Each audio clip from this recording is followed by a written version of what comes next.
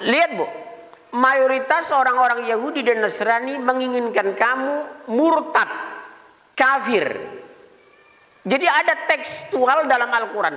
Mayoritas orang-orang ahlul kitab Yahudi dan Nasrani menginginkan kamu kembali kepada kekafiran setelah kamu beriman. Apa namanya? Murtad. Ibu jangan anggap enteng ini Bu. Murtad itu kafir Bu. Kafir itu neraka jahanam. Dijamin masuk neraka.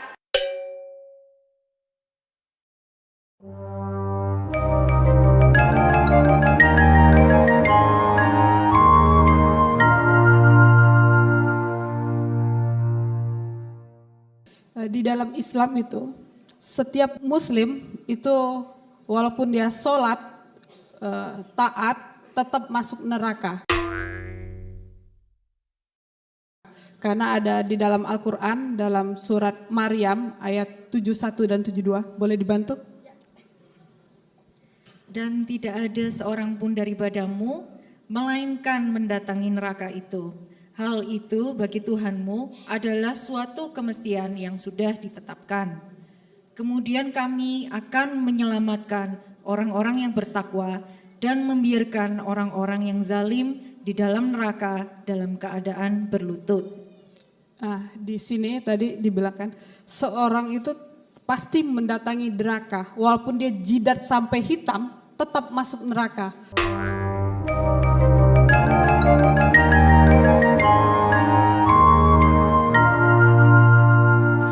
Beda jauh dengan Alkitab dalam bisa buka Roma 5 ayat 9 dan 10. Lebih-lebih karena kita sekarang telah dibenarkan oleh darahnya, kita pasti tidak masuk neraka. Amin. Akan diselamatkan dari murka Allah. Jadi orang Kristen pasti tidak masuk neraka. Ayat 10.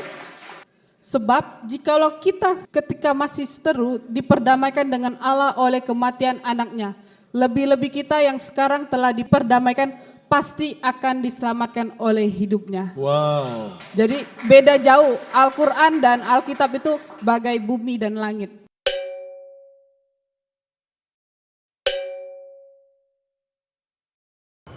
Al-Quran memberikan isyarat di surat 2 120, A'udzubillahi minasyaitonirrajim.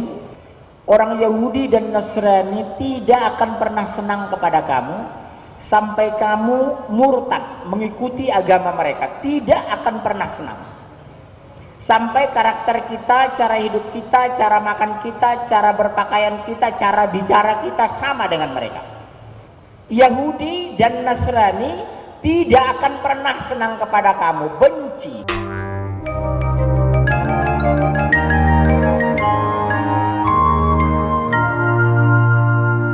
Hari ini saya melihat pastor pegangan tangan di mobil sebelum kita berangkat ibadah. Kalau di dalam Islam nggak boleh. Kalau sudah wudhu nggak boleh sentuh tangan sama perempuan. Benar. Itu saya lihat orang Kristen itu luar biasa. Jadi ajaran Kristen itu setara antara perempuan dan laki-laki. Beda jauh dengan Islam. Di Islam itu istri itu bagaikan cocok tanam. Surat Al-Baqarah ayat, kita baca Al-Quran ini. Jadi ada dasarnya ya, Ibu Ya. tidak hanya sudah bicara ya? Tidak semua, jadi ada dasarnya. Al-Baqarah 223. Jadi dikatakan istri-istrimu adalah seperti tanah tempat kamu bercocok tanam. Jadi istri itu bagai cocok tanam. Maka datangilah tanah tempat bercocok tanammu itu bagaimana saja kamu kehendaki. Itu yang kedua, pastor. Yang ketiga, di dalam Islam itu boleh pukul istri.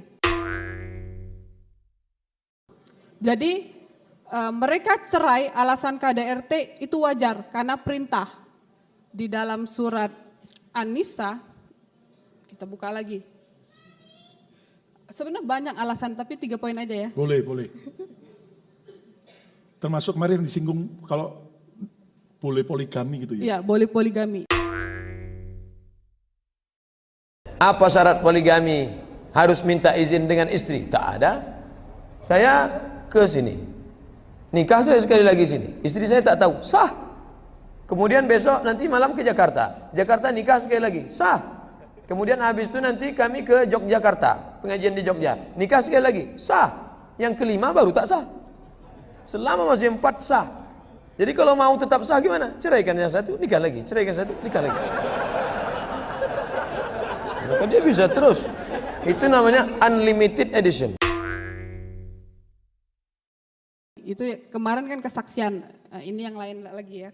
Boleh pukul istri, surat An-Nisa ayat 34. Jadi wajar kalau pihak sebelah itu sering kasus cerai KDRT. Jadi kalau orang Kristen, suami yang pukul istri itu enggak wajar, perlu diperiksa.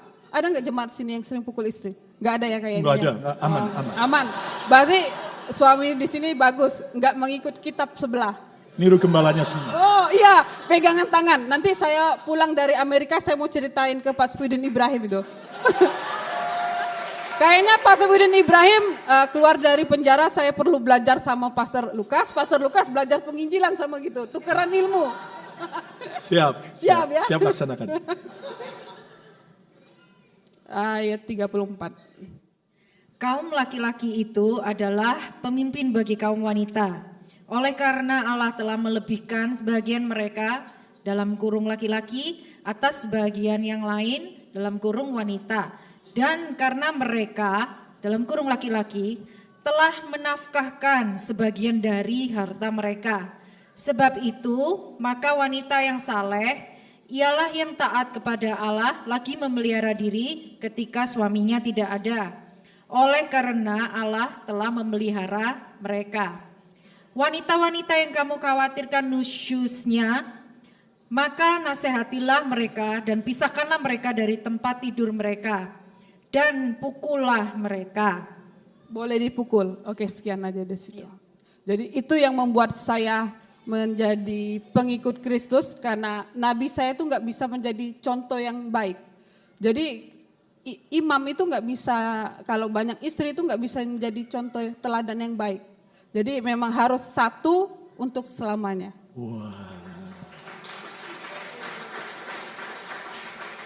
Jadi para wanita kalau ikut Yesus yang mengajarkan tidak boleh poligami, harusnya wanita bahagia ya? Bahagia. Pokoknya jadi wanita tapi bagi prianya mungkin Kristus. kurang bahagia kali ya. Tapi jadi pelaku firman Tuhan hanya boleh satu istri. Oh, satu istri aja nggak habis-habis ya. Iya. Ya, makanya harus terus disayangi dan setia dengan istrinya. Wow, tepuk tangan yang meriah. Ya, jadi ini beberapa alasan Ibu kenapa akhirnya Bu Ayu bisa mau menjadi pengikut Yesus. Yang pertama karena ada kepastian dalam Yesus keselamatan. Sementara yang di tetangga bahkan melakukan apapun tetap harus masuk neraka dulu ya. Oke, yang kedua ternyata istri hanya cuma sebagai objek seperti tanaman tadi ya. Jadi mau dicabut, mau ditanam, mau diapain terserah gitu ya.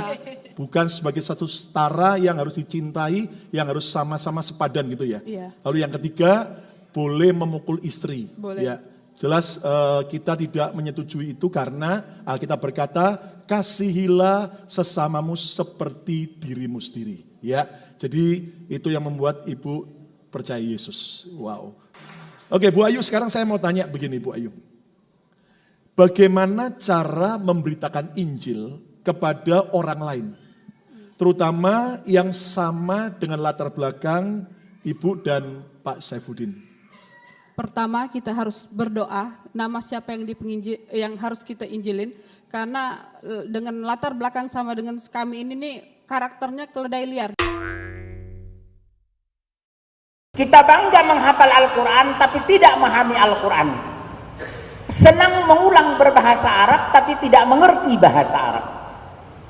Suka membaca Al-Quran tapi tidak memahami maknanya. Akhirnya apa? Menjadi keledai di Indonesia. Jadi kita harus berdoa dulu supaya Tuhan bukakan, singkapkan. Supaya mereka cepat mengerti. Kedua, cara penginjilan mereka ini, sering mereka bilang bahwa orang Kristen itu menyembah Tuhan 3. Tapi di dalam Al-Quran sendiri, dalam surat An-Nisa ayat 171 itu menjelaskan tentang Tritunggal. Cuma mereka kan kurang mengerti, hanya baca Al-Quran saja menghafal, tapi mereka nggak mengerti artinya. Bisa dibaca Quran An-Nisa 171. Di situ menjelaskan tentang Tritunggal. Surat An-Nisa ayat 171. Wahai ahli kitab, janganlah Wahai ahli kitab. kamu melampaui batas dalam Orang agamamu. Kristen tidak melampaui batas. Dan janganlah kamu mengatakan terhadap Allah kecuali yang benar.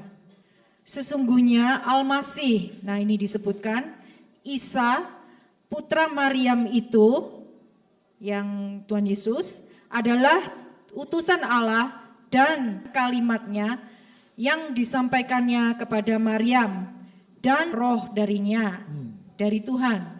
Maka berimanlah kamu kepada Allah dan rasul-rasulnya, dan janganlah kamu mengatakan, 3, berhentilah, itu lebih baik bagimu. Sesungguhnya Allah Tuhan yang Maha Esa, Maha Suci, Allah dari mempunyai anak, segala yang di langit dan di bumi adalah kepunyaannya. Cukuplah Allah menjadi pemelihara. Jadi jelas di dalam Al-Quran di sini Yesus bilang memang utusan. Di Al-Quran bilang juga Al-Masih ini adalah utusan Allah. Yang kedua, dari kalimatnya, pada mulanya adalah firman. Roh darinya, Lukas 4 ayat 18, roh Tuhan ada padaku. Roh Jadi Kudus. sebenarnya Tritunggal itu ada sendiri di dalam Al-Quran, cuma mereka kurang mengerti. Ini yang perlu kita jelaskan, makanya itu juga penting belajar Islamologi sih kalau mau penginjilan. Wow, tepuk tangan yang meriah. Kalau saya boleh menambahkan, dengan background saya, yang keluarga saya itu benar-benar yang tegar tengkuk istilahnya ya, yang dahinya hitam-hitam. Jidat hitam. Tadi saya sempat tunjukkan fotonya dari bapak dan paman-paman saya. Yang saya khawatirkan ini kalau sampai saya menginjili mereka, terutama bapak saya, itu saya nggak mau ada putus hubungan dengan dia, gitu loh. Itu yang selama ini menjadi ketakutan buat saya ya. Karena kalau dengan adik yang saya dekat itu aja, saya pernah untuk mencoba menginjili dia, saya saksikan bagaimana Tuhan pelihara saya itu di sini, bagaimana baiknya Tuhan itu aja dia udah kita nggak usah ngomongin itu, kita ngomongin yang lain aja. Kalau misalnya kita ngomongin itu terus-terusan, lebih baik kita nggak usah telepon deh, katanya gitu. Nah dari situ aja saya udah mundur duluan begitu. Jadi apa kiat-kiatnya?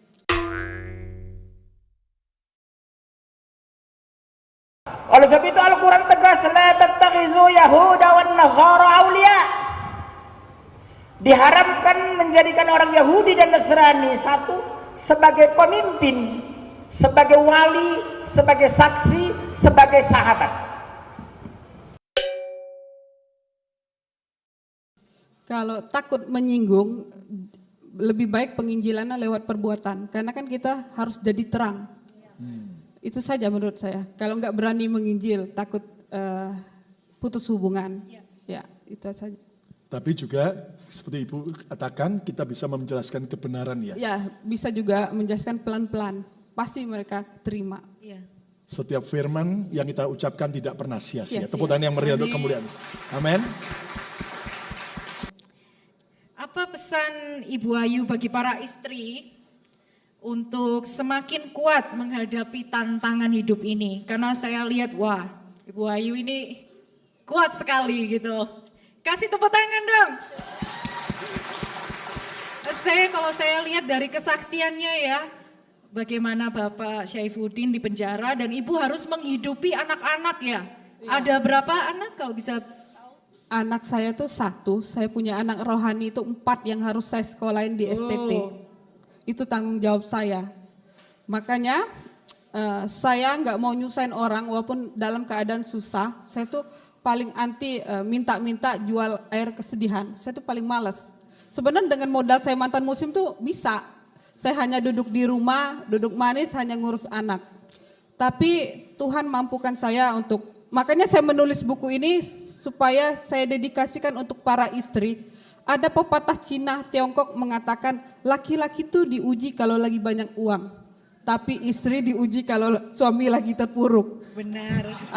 Gimana? Percaya? Benar? Benar. Nah, makanya dengan buku ini saya berharap para istri tetap setia mendampingi suami dalam keadaan apapun. Mazmur 37 ayat 5. Inilah pedoman para istri. Serahkanlah hidupmu kepada Tuhan dan percayalah kepadanya dan Ia akan bertindak. Wow. Amin. Makanya saya nggak tahu buku ini jadi banyak jadi berkat. Saya cetak pertama tuh 3.000, sudah habis. Ini yang saya bawa ke Amerika ini cetakan kedua dan Tuhan kasih hikmat saya sudah menulis buku kedua. Jadi saya pulang dari Amerika ini tanggal 24. Besoknya 25 Januari itu ulang tahun anak saya launching buku kedua saya. Judulnya The Miracle of Hijrah.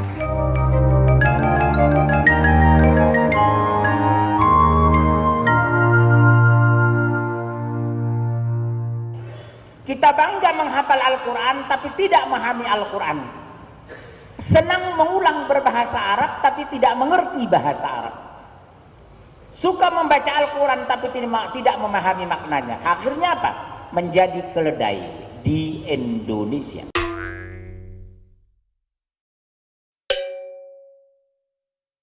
The Quran is a man-made book that has a lot of changes, that it went through a process of early editing and redactions that continued for a while. We're not talking a couple of years, we're talking hundreds of years. And that more and more discoveries are supporting this particular theory now.